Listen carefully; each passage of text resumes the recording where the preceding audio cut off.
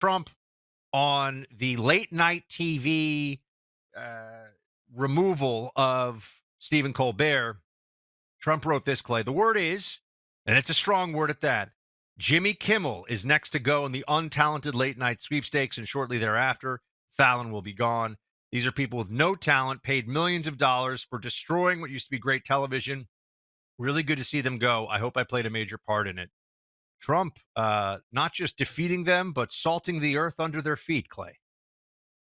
I still can't believe that they've decided to make a martyr out of Stephen Colbert, who's making somewhere between $15 or $20 million a year, whose show is losing $40 million a year, and somehow that he is a martyr because he was fired. I mean, look, if this show was losing any money at all, I would expect that we would get fired.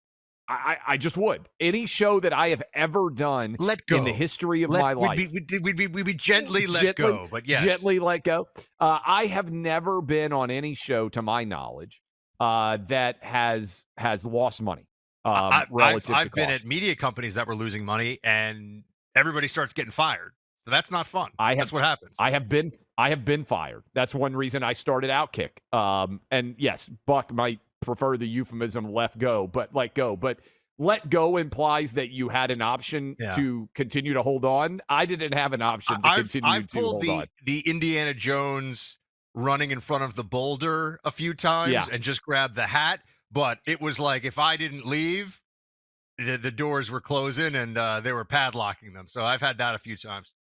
So look, I just anyone who works in media at some point in time, if your product doesn't make money, they find somebody who they think can make money. I can't even imagine having the arrogance to be doing a show that is losing $40 million a year. $40 million a year.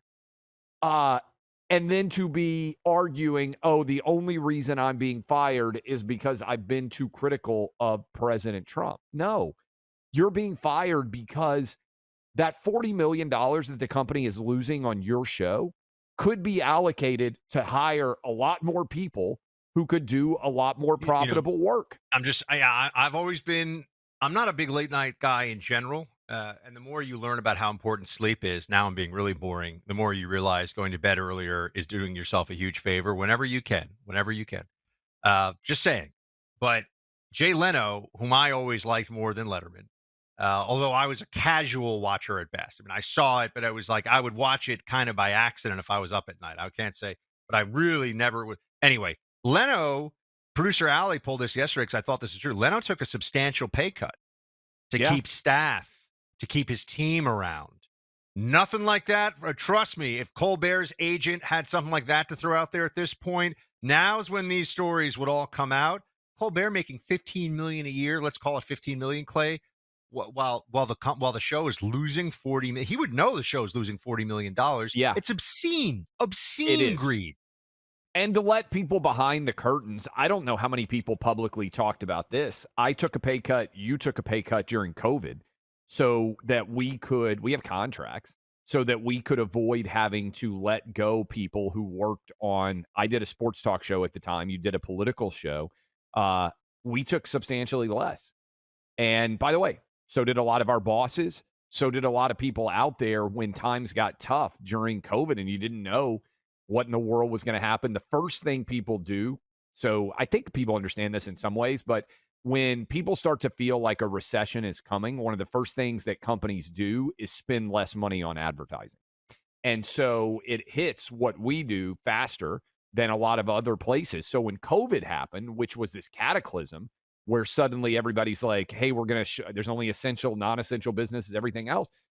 We took huge pay cuts to maintain in some way the show's ability to continue to employ staff. And so you don't get to losing $40 million. It doesn't happen rapidly. You have to work your way up to losing $40 million. So I would think that pathway towards losing that amount of money has been rapid and has been gradual, right? In other words, there's lots of time where you could have reversed the direction that the ship was headed, so to speak.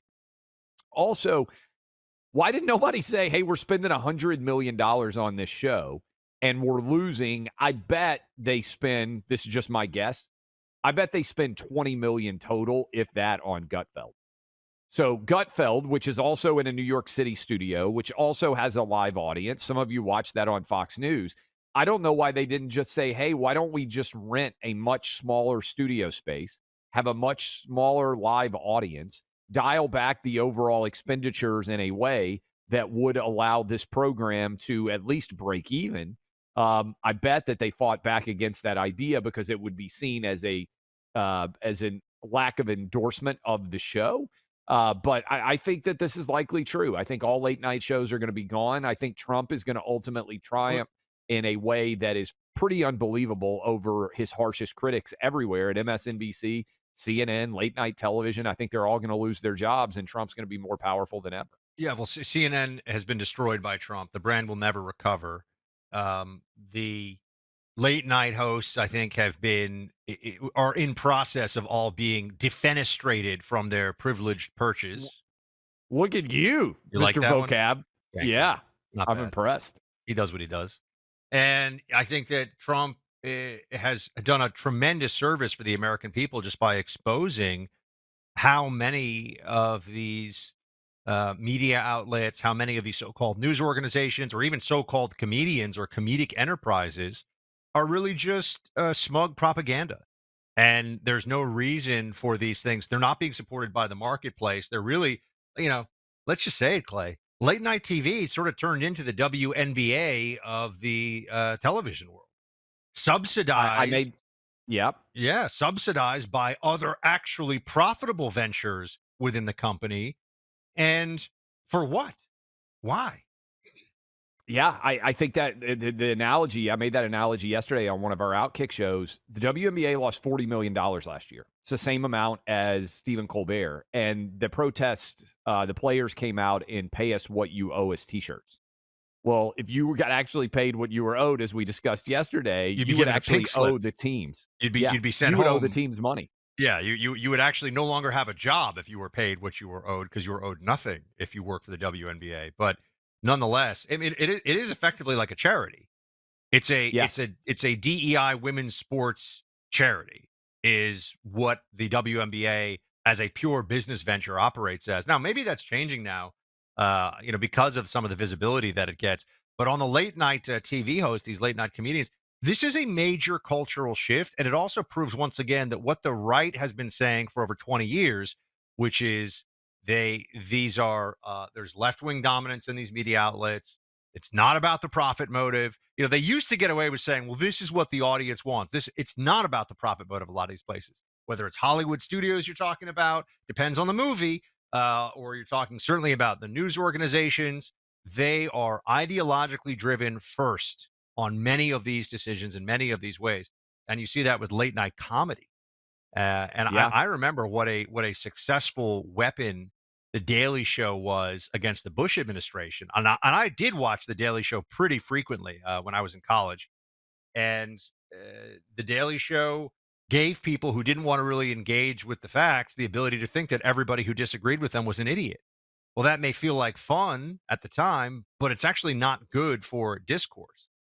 So I think that this is all to the good, and we'll talk more about some of this and also what Trump has had to say here about the referral on Russia collusion. Clay, I have found an answer, and it's one of the things that I offered up here as what would they what would they actually charge them with? We can address that. Oh, good. So I you went deep diving Yeah, into the criminal files? but Yes. it's It's what I said, which is we're going it is not this is the law as the law so much as it is do unto others as they have done unto you. And that is the approach that I think could that's the only way they could find a charge here. I'll explain more later. No organization out there looks after the lives of unborn babies the way that Preborn does. Their commitment to working with pregnant mothers who are contemplating an abortion is steadfast day in and day out. They want to give that mom the better choice, the better option of life for that baby.